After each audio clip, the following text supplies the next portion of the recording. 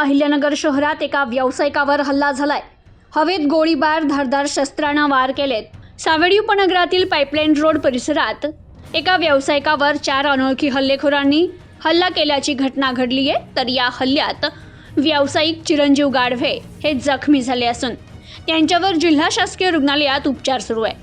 दरम्यान हल्लेखोरांनी पळून जाताना हवेत गोळीबार केल्याचं गाढवे यांचं म्हणणं असून पोलिसांना घटनास्थळी निकामी कारतूस आढळून आली आहे। याबाबत गाढवे यांनी दिलेल्या जबाबावरून तोफखाना पोलीस ठाण्यात गुन्हा नोंद करण्यात आलाय। तर गाढवे यांची MIDC निंबळक बायपास परिसरात मनोहर इंजिनियर नावाची कंपनी आहे।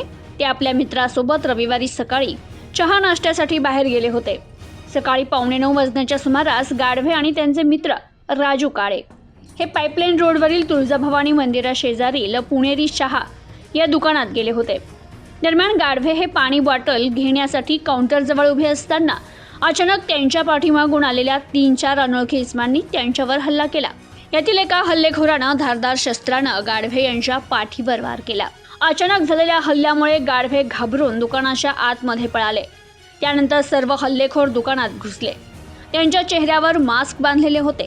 हल्लेखोरांनी "तू आमच्या पप्पू शेठचं, गौरव भाऊंचं नाव गुन्ह्यात घेतो का?" असं म्हणत धारदार शस्त्र, लोखंडी वस्तू तसेच लाथाबुक्क्यांनी मारहाण केली। स्वतःचा जीव वाचवण्यासाठी गाढवे यांनी हॉटेलमधील टेबल संशयितांकडे फेकल्याचं जबाबात नमूद करण्यात आलंय। दरम्यान गाढवे यांनी आरडाओरडा केल्यानं परिसरातील नागरिक जमा होऊ लागले। त्यामुळे संशयितांनी घटना ठिकाणावरून पळ काढलाय।